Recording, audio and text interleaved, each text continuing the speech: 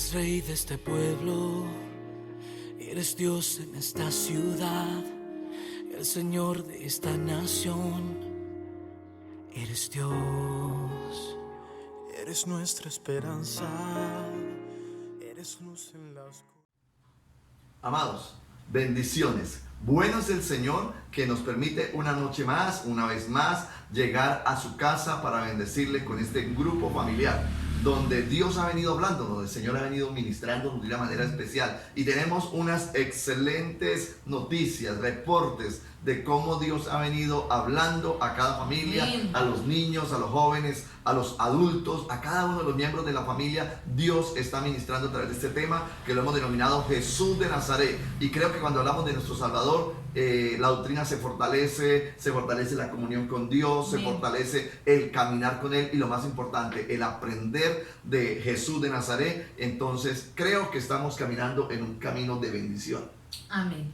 Hoy seguiremos estudiando, como lo dijo el pastor, el tiempo de Jesús, la vida de Jesús, y hoy en un tema especial estaremos viendo aspectos del ministerio mesiánico de Jesús. Para eso nos vamos a ubicar en Lucas capítulo 4 versículo 16 al versículo 21. Dice la palabra del Señor de la siguiente manera: vino a Nazaret donde se había criado, y en el día de reposo entró en la sinagoga conforme a su costumbre y se levantó a leer. Y se le dio el libro del profeta Isaías. Habiendo abierto el libro, halló el lugar donde estaba escrito: el Espíritu del Señor está sobre mí, por cuanto me ha ungido para dar buenas nuevas a los pobres. Me ha enviado a sanar a los quebrantados de corazón, a pregonar libertad a los cautivos y vista a los ciegos, a poner en libertad a los oprimidos, a predicar el año agradable del Señor. Y enrollando el libro, lo dio al ministro y se sentó. Y los ojos de todos en la sinagoga estaban fijos en él, y comenzó a decirles: hoy se ha cumplido esta escritura delante de vosotros. Qué bueno es el Señor y cómo habla el Cristo de la gloria allí en aquella sinagoga. Yo creo que en esta tarde o en esta noche Dios nos puede hablar a todos y cada uno de aquellos que dispongamos también nuestro corazón. Él tiene una palabra de bendición para cada uno. Entonces vamos a suplicarle al Señor, vamos a orar y le vamos a pedir que sea Él hablándonos en este lugar de una manera especial. Oremos. Vamos a orar. Amado Señor, en esta noche damos gracias a ti, Señor, por todo lo que ha transcurrido durante estos días y semanas, Señor. Señor, hoy te pedimos que cerrando esta semana, hoy en nuestro tiempo contigo, en este grupo de vida familiar, podamos aprender más de ti, Señor. Podamos aprender de ese valioso ministerio de Jesús de Nazaret, y que podamos comprender, oh Padre, que así como Él tuvo un llamado, nosotros también tenemos un llamado para cumplir, Dios. Háblanos a nuestra vida, a nuestra mente y a nuestro corazón. Te lo pedimos en esta hora, que tu Espíritu Santo redarguya nuestro ser, abra nuestro entendimiento a la voz de tu palabra, mi Señor. Amén y amén. Amén. Entonces, cuando hablamos de este Jesús de Nazaret, nos es necesario ubicarnos en un punto importante, y es aspectos del ministerio mesiánico del Señor Jesús, como lo decía la pastora hace un momento. Cuando leemos el texto, este texto maravilloso, encontramos el primer sermón de Jesús. ¿Dónde le dio? En la sinagoga, ¿cierto? Y es donde Jesús se para y lee el texto. Dice, él abrió el rollo, dice la palabra del Señor, y leyó frente a aquellos que están allí en la sinagoga, y lamentablemente esto causó molestia en los que estaban allí. Dice el texto de Lucas, ¿sí? Al capítulo 4, versículo 28, dice: al oír estas cosas, todos en la sinagoga se llenaron de ira. ¿Por qué? Porque les está, lo que decíamos la semana anterior, ¿no? Les estaba anunciando su ministerio, les estaba anunciando quién es Él, y simplemente les está diciendo: yo soy el Salvador del mundo, yo soy el que vengo a sanar a los enfermos, a libertar a los cautivos, yo soy el que vengo de parte de Dios, yo soy Dios. Entonces para ellos no era nada fácil encontrar a este hombre, otra vez, que es simplemente para ellos el hijo del carpintero. Sí, Señor. No es nada más que para ellos no lo ven como Dios. Hoy Jesús se está presentando ahí en la sinagoga y les está diciendo, yo soy el que vengo a hacer esto, y les expresó el ministerio de lo que él iba a desarrollar. Entonces, podemos decir que esto causó molestias en la gente, pero causó algo más. Esto casi le cuesta la vida a Sí. él. Vemos en Lucas capítulo 4, versículo 29, el siguiente versículo, dice, levantándose le echaron fuera de la ciudad y le llevaron hasta la cumbre del monte sobre el cual estaba edificada la ciudad de ellos para despeñarle. La cuestión de estos hombres era matar a Jesús. Sí. Casi le cuesta la vida. Dice el siguiente versículo, o sea, el 30, dice que él se salió por el medio de ellos y no lo vieron. ¿Sí?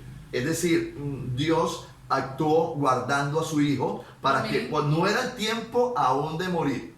Amén. Pero ellos desde ahí, desde el primer sermón que el Señor Jesús comenzó a darles, desde ese primer sermón, ya querían destruirlo, ya querían matarlo. Sí. Sí, señor.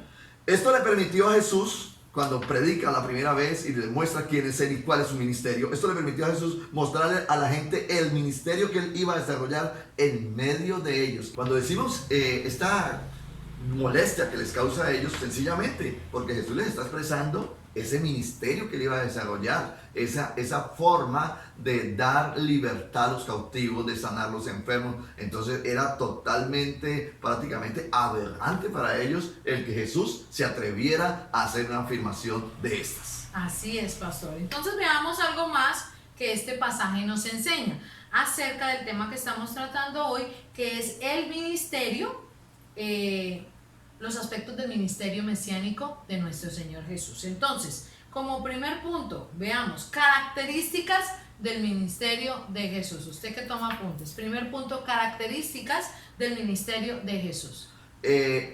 La primera que podemos encontrar aquí es que es un ministerio ungido. Claro, pastor, y ahí mismo porque él dice que se confirma esta palabra ahora, cuando él termina de leer la parte del rollo, precisamente el profeta Isaías, ahí dice, el Espíritu del Señor está sobre mí. Y pues lee otra parte más, pero al final termina diciendo, y esta palabra se cumple hoy.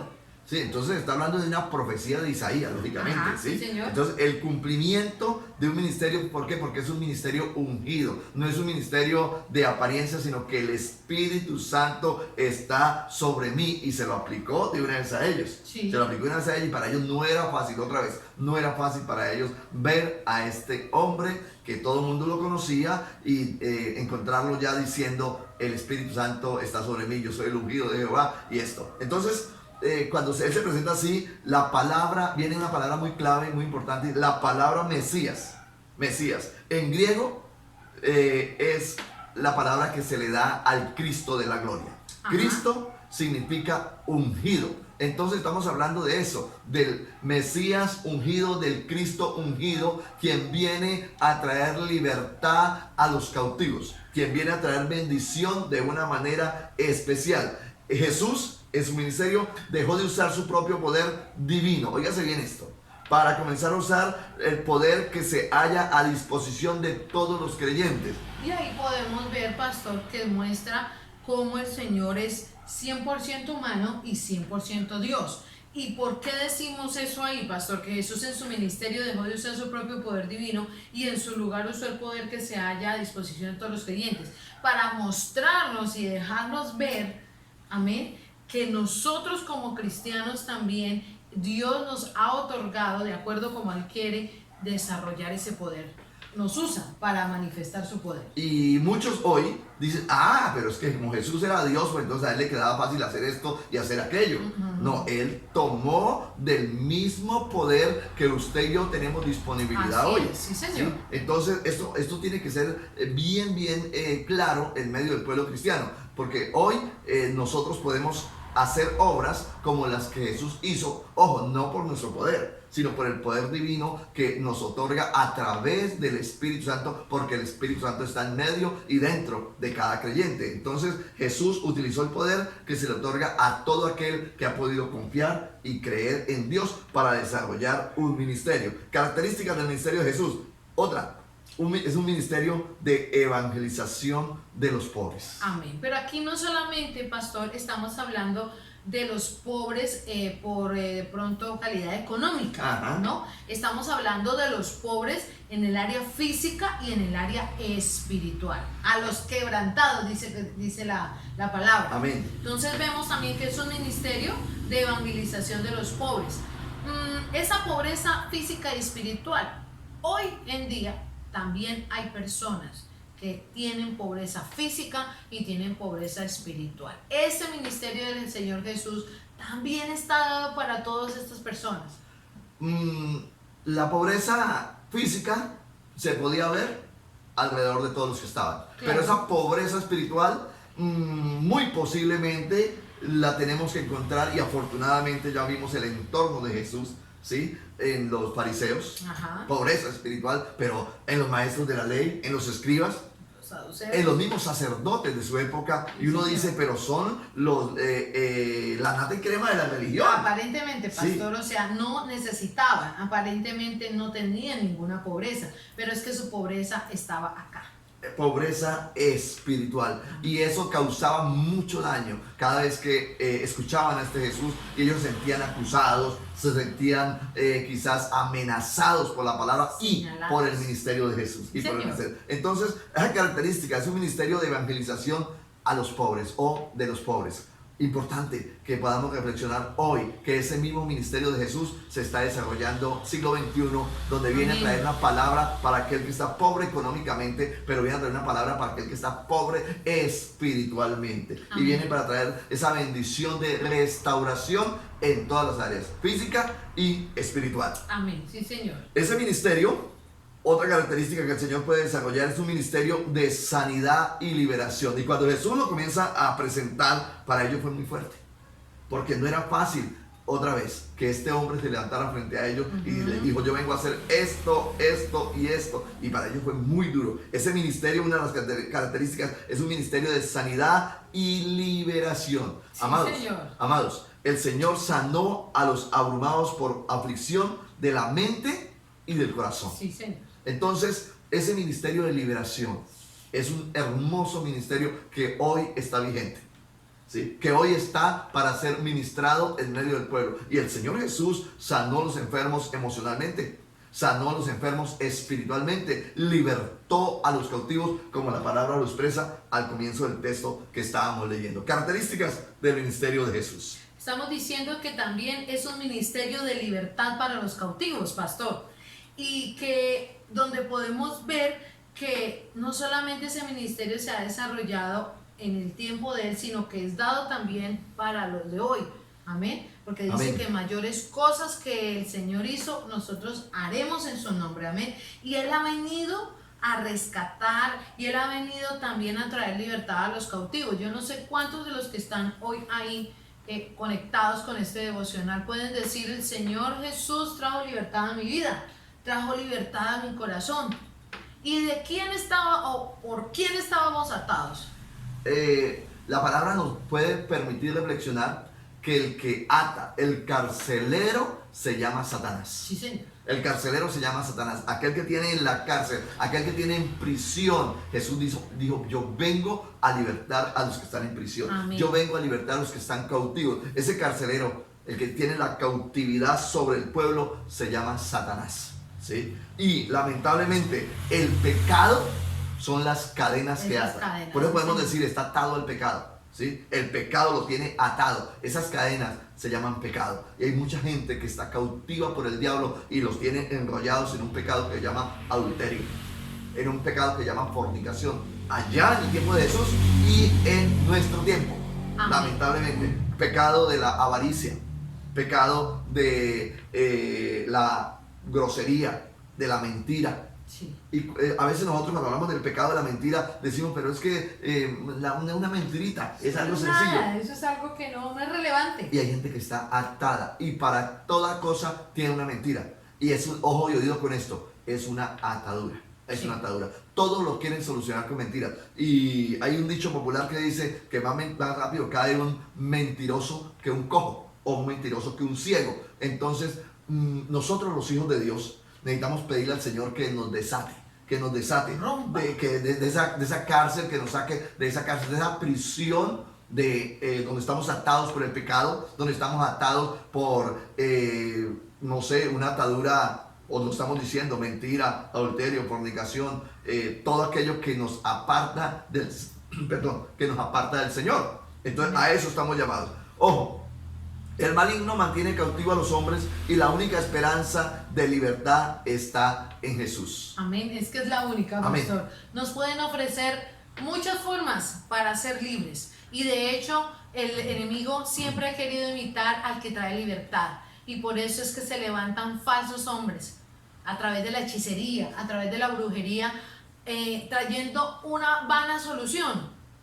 Aquellas personas que están poseídas, aquellas personas que se sienten esclavas, aquellas personas que sienten ataduras, que están en problemas y dificultades. Hoy queremos reiterar una vez que Jesucristo es el que trae libertad. Y por eso, pastor, entiendo que hay muchas alabanzas que manifiestan quién es el que rompe las cadenas. Amén. Recuerdo una de niña que cantábamos en el culto y dice: Cristo rompe las cadenas y nos da seguridad. Cuando nosotros podemos tener esa plena confianza en ese Cristo que liberta, en ese Cristo que tiene la capacidad, porque es parte de su ministerio, amén, y así lo dijo, de romper esa atadura. Hay gente que hoy está diciendo: estoy atado a las drogas, ¿sí? Y estoy atado al alcohol.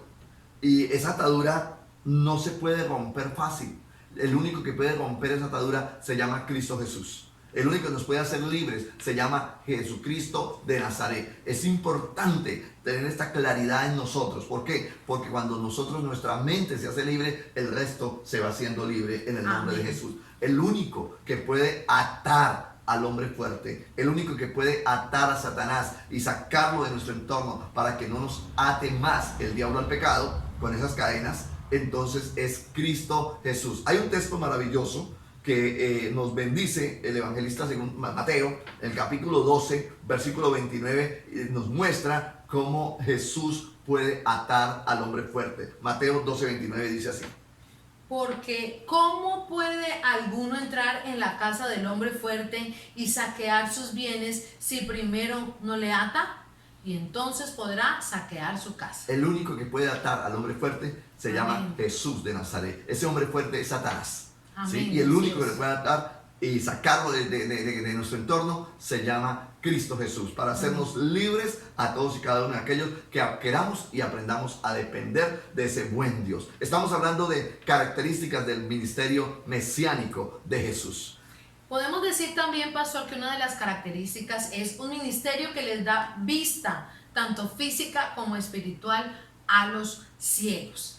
Y cuando comienza a hablar el Señor de este ministerio que le puede dar la renovación de la visión a estos ciegos, incluyendo los fariseos, incluyendo los escribas, incluyendo los que están en la sinagoga y toda la raza humana, para ellos fue muy fuerte. Para ellos fue muy fuerte el tener que escuchar de este hombre que le está diciendo: yo vengo a dar vista a los ciegos.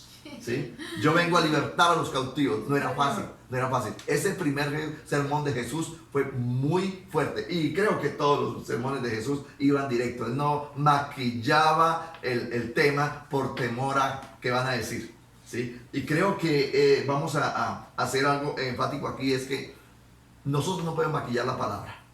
En algún momento, por temor a que la gente se vaya, en algún momento por temor a que la gente no quieran escuchar, porque le estamos diciendo a lo blanco, blanco, y a lo negro, negro, y al pecado, pecado, como Jesús lo está haciendo, entonces a veces maquillamos el mensaje del Señor y cambiamos para que la gente de pronto no se enoje. Jesús no pensaba en eso. Jesús pensaba en enseñar el verdadero mensaje de la cruz, el verdadero mensaje del evangelio, el verdadero mensaje de salvación, y por eso fue directo contra aquellos. Si están en pecado, ¿qué culpa? Organícese, porque a eso viene Jesús. Amén. Si están andando en adulterio y fornicación, entonces no llamemos adulterio y fornicación porque suena muy fuerte, muy pesado. Hablemos de unión libre. No, Señor, hay que llamarle las cosas como son. Pecado, pecado. Y así lo está haciendo Jesús, y por eso causó tanta quizás molestia en aquellos hombres que estaban atados al pecado. Entonces, diciendo que una de las características es un ministerio que les da vida, tanto física como espiritual, a los ciegos. En el texto hebreo dice abrir la prisión a los encadenados. Amén. Es decir, la visión. de aquellos que están presos, porque no pueden ver más allá, porque hay una ceguera espiritual. Y lamentablemente hoy, siglo XXI, se necesita ese mismo ministerio de Jesús. Predicar la verdad de Amén. salvación, predicar lo que ama el Señor y lo que le desagrada a Él. ¿Y que va a causar molestia? Sí, va a causar molestia, pero no podemos maquillar la palabra. No podemos desmenospreciar o quitar el peso de la palabra como tal por temor al que dirán. Sí. No, sonó fuerte, sí, suena fuerte, pero es que la palabra no la podemos maquillar. ¿Por qué? Porque el mensaje de salvación es contundente y el Señor es contundente en su mensaje para poder romper las cadenas Amén. que atan, para poder traer libertad a aquellos que están ciegos espiritualmente. El Señor predicaba de esta manera. A veces el mensaje parece que fuera muy fuerte. A algún momento el Señor les dijo generación de víboras. Hipócritas. Sí, en algún momento les dijo sepulcros blanqueados. Sí, Señor. Sí, en algún momento el Señor les dijo cosas como no está bien tomar el pan de los hijos y entregárselo a los perrillos. Sí, entonces el Señor fue fuerte en su mensaje. ¿Por qué? Porque ¿sería que no los amaba? No, los amaba mucho y a tanto que entregó su vida por la raza humana. No podemos maquillar el mensaje del Señor. La palabra tiene que ser transparente, clara y contundente. Amén. La palabra del Señor. Entonces estamos viendo algunas características del ministerio de Jesús. Uno de ellos, lo dijimos, el ministerio que les da vista tanto física como espiritual a los ciegos. El Señor tomaba a los ciegos físicamente y les colocaba su mano y ellos quedaban viendo. Usaba diferentes tácticas Amén. para los ciegos, pastor. Pero también en la parte espiritual. Amén. Sí, rompía ese velo que les impedía a aquellos oyentes, en aquel escenario donde él estaba, ver la verdad del Evangelio, ver la verdad de la salvación. Y hoy el Señor también quiere romper ese velo.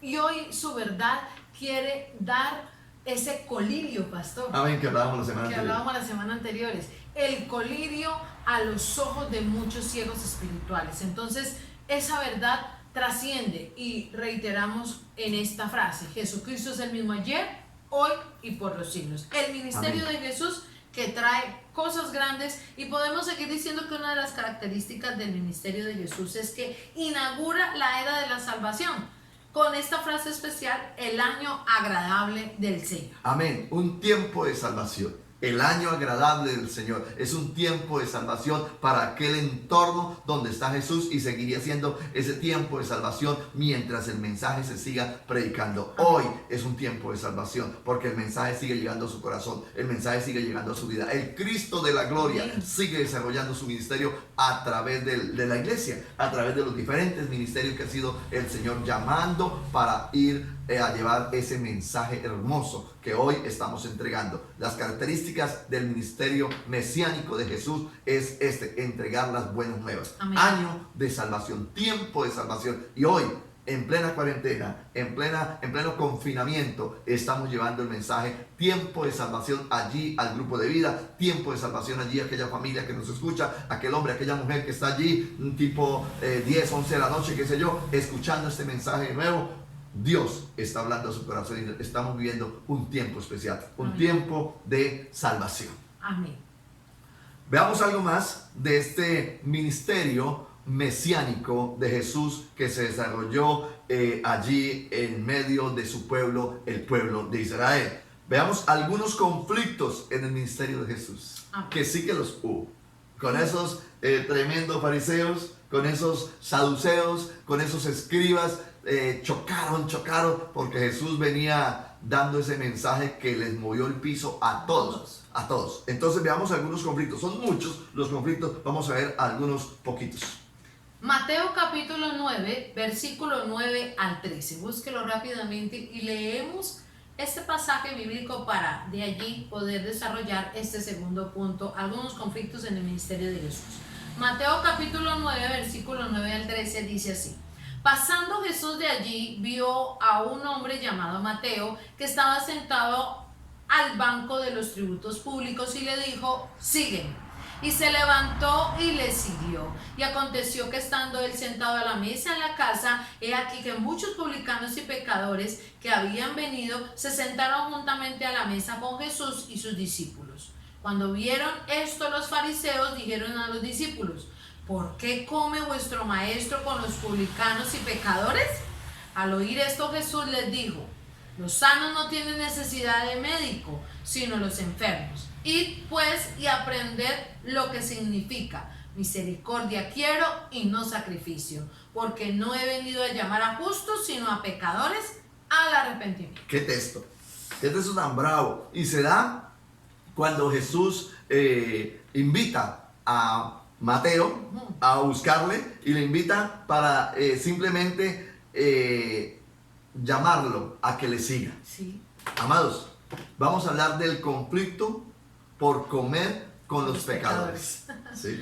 Y ese conflicto lamentablemente lo tenemos hoy también. Sí, claro. Y aquí vamos a entrar a hilar delgadito, porque el mensaje estamos llamados a entregarlo. Ojo con esto, el conflicto para Jesús fue el siguiente: el hecho de que Jesús llamara a Mateo era un prejuicio para los judíos, en particular para los fariseos. Recordemos quién es Mateo, un publicano. Y al comienzo del estudio de Jesús de Nazaret hablamos de cada uno de ellos. Y los publicanos eran conocidos como personas totalmente despreciadas por los judíos y totalmente despreciadas por los romanos. ¿Por qué? Porque el publicano era aquel encargado de cobrarle impuesto a su pueblo judío y pasárselo a los romanos. Y no solamente se conformaba con pedir el impuesto, sino que se robaba algo y le entregaba otra parte. Escúcheme esto. Cuando nosotros vemos a Mateo en este proceso de ser llamado por Jesús, para los, fariseos, para los escribas, era muy inaceptable que el supuesto para ellos Mesías, el Cristo, se pudiera sentar con un hombre tan pecador como este. Entonces, el hecho de que Jesús llamara a Mateo era un prejuicio, oígase bien, prejuicio para los judíos, en particular para los fariseos. Pero también puedo decir que Mateo, inmediatamente después de su conversión, empezó a servir a Jesús y no despreció el Señor Jesús su ministerio. Es decir, Pedro lo aceptó y Jesús dijo: usted me sirve. Usted me sirve. Me sirve, mijito. Amados, Jesús tuvo problemas. Jesús tuvo conflicto porque se sentó, llamó y se sentó a la mesa con un pecador como este hombre Mateo. Publicano. Amén. Y ese es un problema que tenemos hoy en el reino. Es un problema que tenemos hoy en la iglesia. ¿Y cuál es? Que a veces tenemos temor de sentarnos con aquellos que son publicanos, pecadores, con aquellos que quizás son despreciados porque son drogadictos, porque son alcohólicos, porque son pecadores en X o en Y situación, ¿sí? Y nosotros, la iglesia, a veces hacemos lo de los fariseos, los despreciamos. Acepción de personas. Amén. Jesús no hizo eso. Jesús se sentó con ellos. Amén. En este caso, con este publicano Mateo. Amados, hay una estadística que cuando se abre una congregación y se comienza a predicar el mensaje, la gente comienza a llegar y hay entre 4 y 5 años de un crecimiento impresionante. Y las estadísticas narran o cuentan por qué se da este crecimiento tan fuerte. Es porque los que llegan nuevos tienen una cantidad de amigos afuera que esos son sus amigos. Entonces ellos siguen compartiendo el mensaje con ellos, con aquellos no creyentes. Entonces uno trae al otro y uno trae al otro, porque es sus amistades. Amén. Pero después de los 5 años o 4 años, todas sus amistades están dentro de la iglesia. Y son muy poquitos los amigos de afuera, los amigos de ir a un asado, los amigos de ir a jugar un partido de fútbol, los amigos de hacer un paseo o una comida especial. Esos amigos ya son solamente de la iglesia y afuera no hay. Cuando eso comienza a suceder, el círculo comienza a cerrarse y la iglesia comienza a dejar de crecer. Y empieza a perder el amor por el pecador. Amén. Entonces ya no nos sentamos con ellos. Ahora nos sentamos solamente con los de la iglesia. Y eso no quiere decir que estamos diciendo abrir la puerta, entonces como, nos podemos ir. Amén. No hay que tener cuidado. Es un arma de doble filo. Sí, claro. Amén. Y Jesús la conocía. Amén. A tal punto que en este momento lo están juzgando muy fuerte. Y uno de los conflictos fue ese. ¿Cómo se le ocurre a Jesús sentarse con ese hijo del diablo? Con ese hombre tan pecador como ese publicano.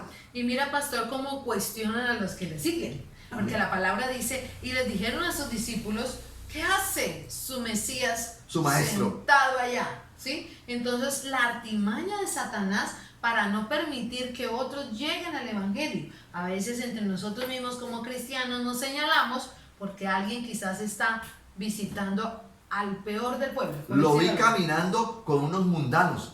Lo vi caminando con unos, nos decimos hoy, lo vi caminando con unos pecadores. ¿Usted qué hace con ellos? Pues ¿qué hace con ellos? Dando luz, dando testimonio, siendo la sal de la tierra. Entonces hoy el llamado que estamos haciendo es al siguiente: a estar firmes en el Señor. Amén. A estar caminando en santidad. Pero eso no nos puede impedir ir por el perdido. No. Que ellos se conviertan a ti y no tú a ellos. Amén. El conflicto está en esto. Vamos a ir, yo siempre lo he narrado de la siguiente manera, lo he colocado de esta forma. Vamos a ir a sacar a alguien que está dentro de un hueco, ¿sí? Y tenemos que mandar la mano, alcanzarle la mano y sacarlo del hueco. Pero si usted y yo no estamos bien parados en la orilla del hueco, si no estamos bien parados, terminamos allá en el hueco con ellos. Sí, señor. Sí, con el que está en el fondo. Ojo con esto. ¿Qué estoy diciendo? Si vamos a ir a compartir con el no creyente, y me voy a sentar a la mesa con Mateo, con el publicano, el no creyente, y si no estoy bien parado, me voy a contaminar porque mi fe no se sostuvo. Sí, señor. Porque mi testimonio se dañó. Pastor, entonces me puedo ir para la fiesta, me puedo ir a amanecer con ellos. Si va a ir a evangelizarlos, hágale. ¿Sí? Pero no podemos decir que entonces me toca hacer lo que ellos hacen para complacerlo. No. Nosotros somos luz en medio de las tinieblas, pero necesitamos volver a sentarnos. Necesitamos volver como iglesia, volver a sentarnos con aquellos que no están caminando con Jesús. Porque a ellos, porque el texto lo dice, los enfermos son los que ir al médico, los sanos no. Y nosotros no hacemos sino entre nosotros, los sanos, salimos, compartimos, estamos haciendo diferentes actividades entre nosotros. ¿Y cuándo vamos a ir por ellos? Sí, señor. ¿Y cuándo los vamos a alcanzar? ¿Cuándo vamos a seguir el ejemplo del maestro? Amén. Y por eso tuvo conflicto, porque Jesús nos enseñó en su palabra, así de sencillo, que necesitamos ir por ellos. Mateo, inmediatamente lo dije ya hace un momento, después de su conversión empezó a servir, y Jesús no despreció su servicio. No. Esto me llama la atención en que a veces llega la gente a la iglesia pastoral y llegan con ese deseo de servir. Y voy a tener que confesar aquí algo. Y a veces nosotros mismos les colocamos impedimentos. Sí, claro. Usted no puede servir. Y colocamos obstáculos a la gente. Sí, tenemos que hacer un filtro. Pero tenemos que comenzar a dar la oportunidad también a la gente de que comience a desarrollar ese servicio, ¿no? Ese servicio, y va comenzando a crecer en esa parte. Así es, pastor. Sí, señor. También podemos ver otro conflicto que tuvo el Señor, muy marcado, fue el conflicto por el día de reposo. Y aquí Mateo, capítulo 12, versículo del 1 al 8, lo narra de esta manera. Mateo, capítulo 12, del 1 al 8 vamos a leer. Dice el texto de la siguiente manera: en aquel tiempo iba Jesús por los sembrados en un día de reposo. Óigase bien, sábado, día de reposo. Y sus discípulos tuvieron hambre y comenzaron a arrancar espigas y a comer. Viéndolo los fariseos le dijeron: he aquí tus discípulos hacen lo que no es lícito hacer en el día de reposo. Oiga, esos fariseos estaban ahí pendientes de qué hacían y qué no hacían, hermano. Yo creo que seguían al maestro.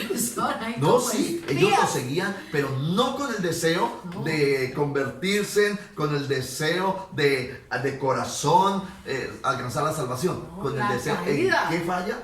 Para señalarlo. Buscándole la caída, buscándole la caída al maestro. Y entonces estos fariseos dicen, haciendo lo que no es lícito en el día de reposo. Versículo 3 dice: pero él les dijo: ¿no habéis leído lo que hizo David cuando él y los que con él estaban tuvieron hambre?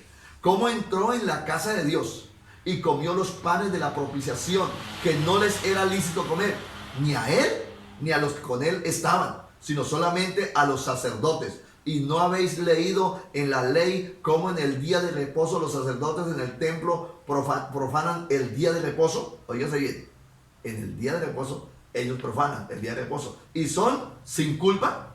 Pues os digo que uno mayor que el templo está aquí. Ay, se fue fuerte el Señor Jesús. Por eso lo querían crucificar. Uno mayor que el templo está aquí. Y si supieseis qué significa misericordia quiero y no sacrificio, no condenaríais a los inocentes, porque el Hijo del Hombre es Señor del día de reposo. Fuerte el Señor en esta parte, en este conflicto que tiene con los fariseos. ¿De qué les están acusando?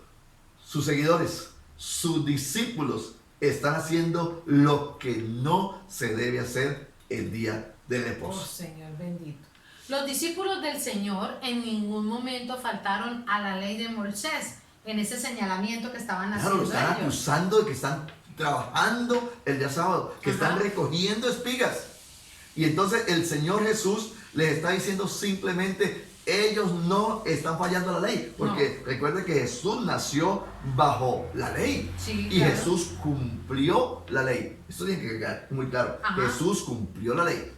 Decimos, los discípulos del Señor en ningún momento faltaron a la ley de Moisés. Deuteronomio capítulo 23, 25, hablando de ese tema dice: cuando entres en la mies de tu prójimo, podrás arrancar espigas con tu mano, mas no aplicarás hoz a la mies de tu prójimo. ¿La estaban arrancando con la mano? Sí, no estaban con la herramienta sacando De cortar. Sí, no estaban con la hoz cortando la espiga, la estaban tomando conforme Deuteronomio lo está diciendo. Entonces, el Señor Jesús está muy atento ahí para enseñar, pero más atento estaban los fariseos para acusarlo.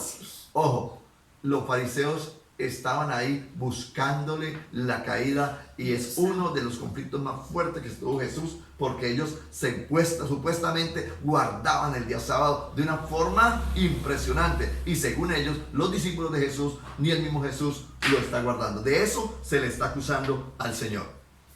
El Señor defiende a sus discípulos con 5 argumentos y vamos a verlos. Amén. Uno a uno. ¿Cuáles son los argumentos de defensa que tiene el Señor Jesús con sus discípulos? El primer argumento es que se puede contravenir una ley ceremonial en un caso de necesidad apremiante. Una ley Señor. de ceremonia, ¿no? Sí, una señor. ley ceremonial. Se podía, por decir algo, romper en un caso de necesidad apremiante, y ya lo podemos comprender con el texto que estábamos leyendo, pero lo ubicamos en el primer libro de Samuel, capítulo 21, versículo 1 hacia adelante. Quiero que lo leamos de la traducción lenguaje actual. Es maravilloso cómo lo explica esta traducción.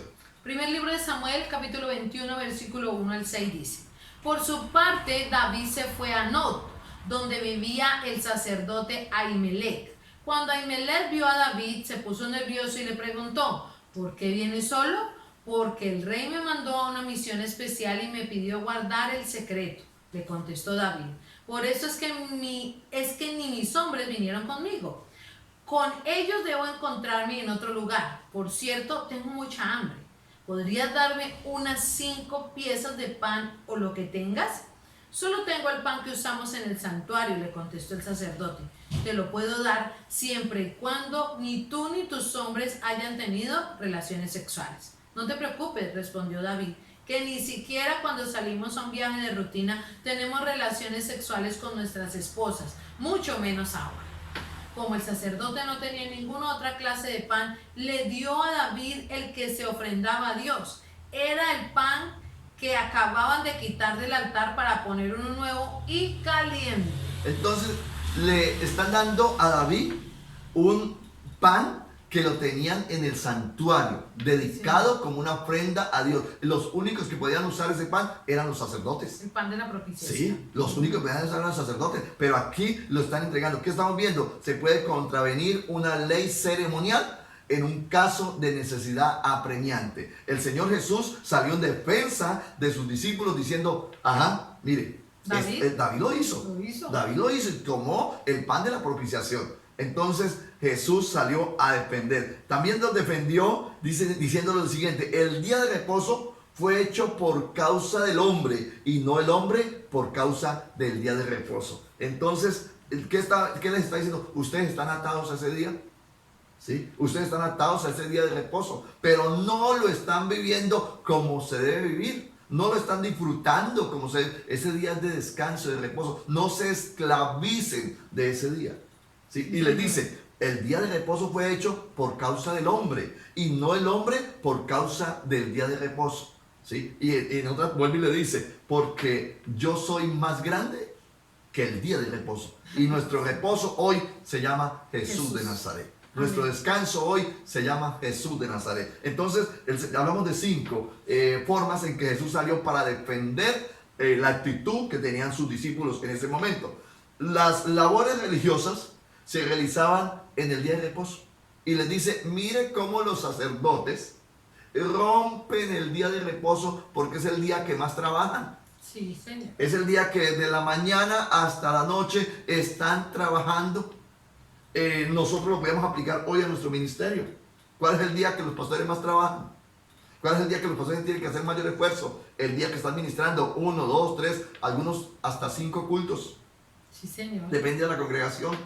Es el día que más el pastor, el ministro de culto está laborando. Ejerciendo su labor. Sí, en este caso le está diciendo el Señor, si hablamos de trabajar el día sábado, los primeros que lo están rompiendo son los sacerdotes, que son los que más tienen que trabajar el día sábado. Sí, Señor. Hablamos de 5 cosas. La cuarta, dice que es más importante ser bondadoso que cumplir escrupulosamente las formas externas de la ley. Externas de la ley. El Señor les está enseñando cómo está su corazón, qué tanta bondad tienen. En algún momento les dice, si uno de sus asnos se cae a un pozo, no tendrían ustedes misericordia de ese asno y lo sacarían o lo dejarían ahí hasta el domingo, porque el sábado no lo pueden hacer. El día de reposo. No, inmediatamente lo sacan, porque misericordia quiero, dice el Señor. ¿Sí? Lo que busca el Señor es misericordia. Y les está diciendo, se puede romper por una ley ceremonial, en algunos casos excepcionales. Y si ellos tenían hambre, cogieron las espigas porque tenían hambre. Sí, claro. Una quinta defensa, pastor, para cerrar con broche de oro, es que él dice, Jesús es el Señor del día de reposo. Como quien dice, yo soy el reposo. Amén. Él es el Señor del día de reposo. Él es nuestro reposo hoy. En Jesús descansamos. San Juan, capítulo 5, versículos 17 y 18, lo dice así. Y Jesús les respondió, mi Padre hasta ahora trabaja y yo trabajo, porque por esto los judíos aún más procuraban matarle, porque no solo quebrantaba el día de reposo, sino que también decía que Dios era su propio Padre, haciéndose igual a Dios. Motivos por los cuales lo están juzgando, por los cuales tiene conflicto con ellos, porque les está diciendo simplemente, mi Padre hasta hoy trabaja y yo también trabajo. ¿Cuándo? El día de reposo. ¿Sí? ¿Y qué está haciendo el Señor? Libertando a los cautivos, dando de la vista a los ciegos, sanando a los oprimidos y libertando a los oprimidos por el diablo.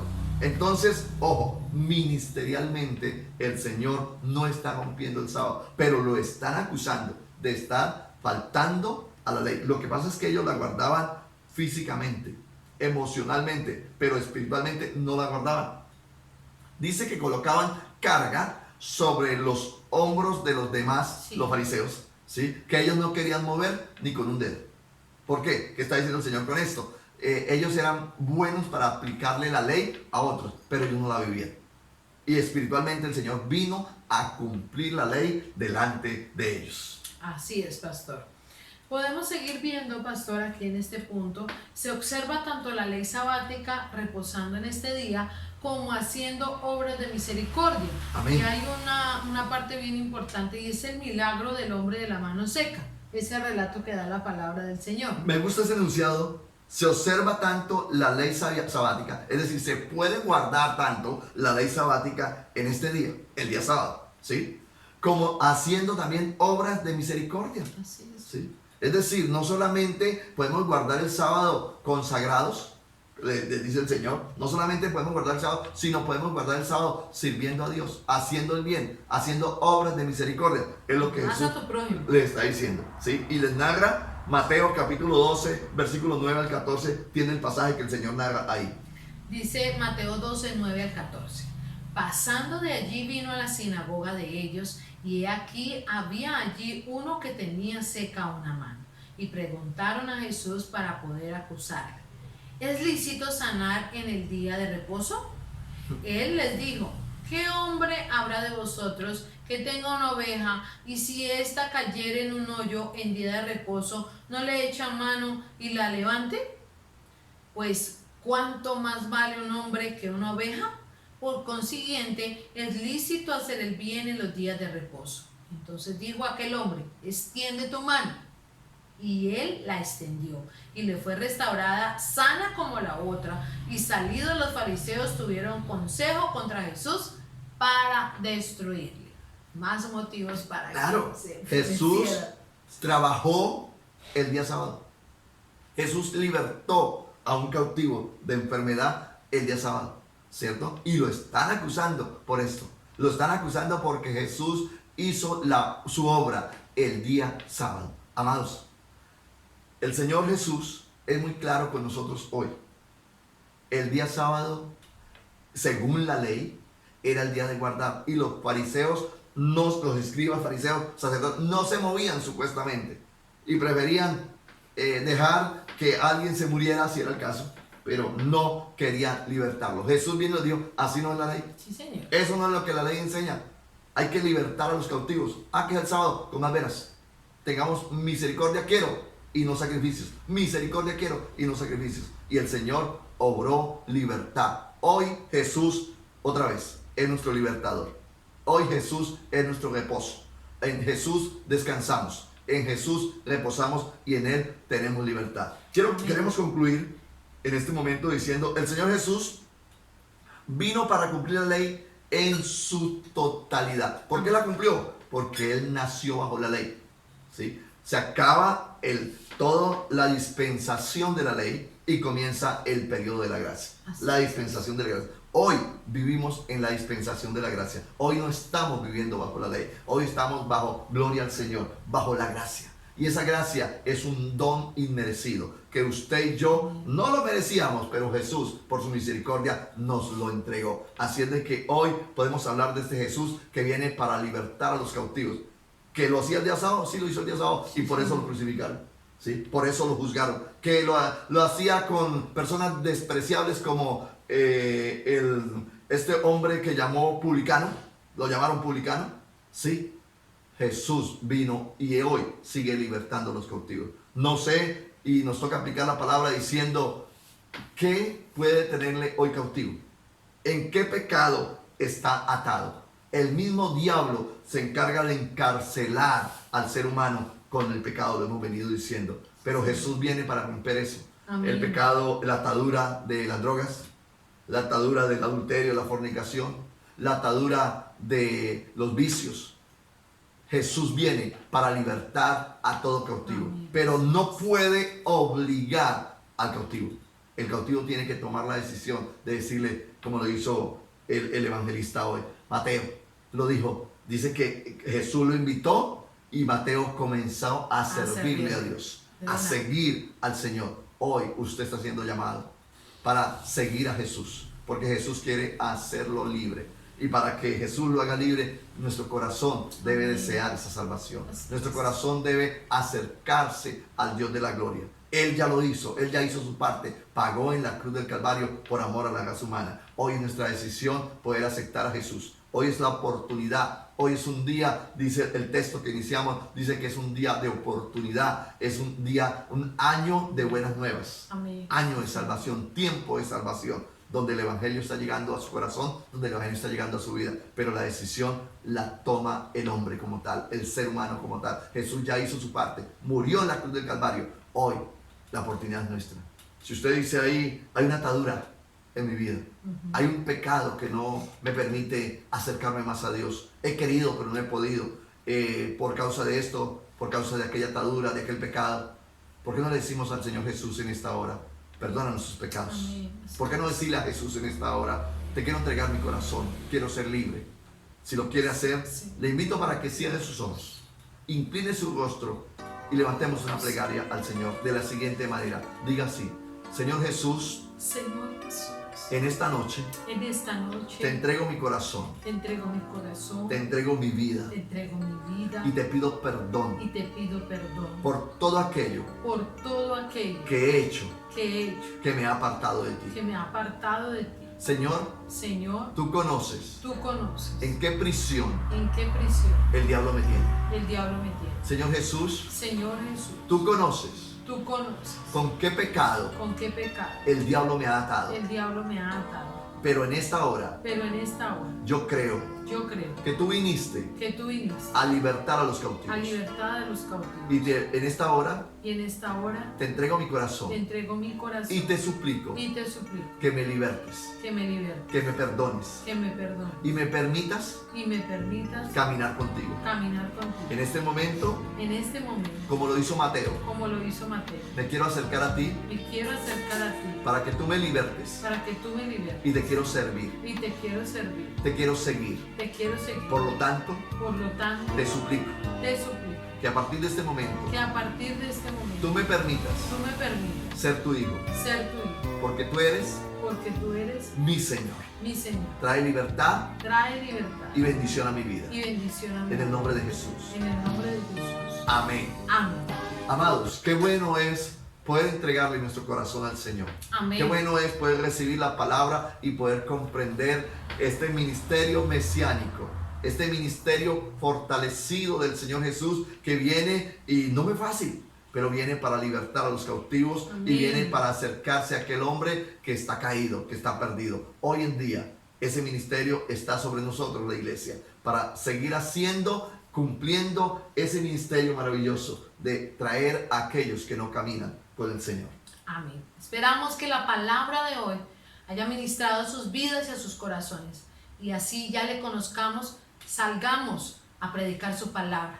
Hay hombres y mujeres que necesitan el mensaje de Jesucristo, y nosotros que le conocemos tenemos que ir y contarles las buenas nuevas y decirles que la misericordia de Dios es nueva y buena cada día. Amén. El Señor les bendiga y esperamos que sigan conectados este fin de semana en este tiempo de la palabra. Dios sea bendiciéndoles en gran manera.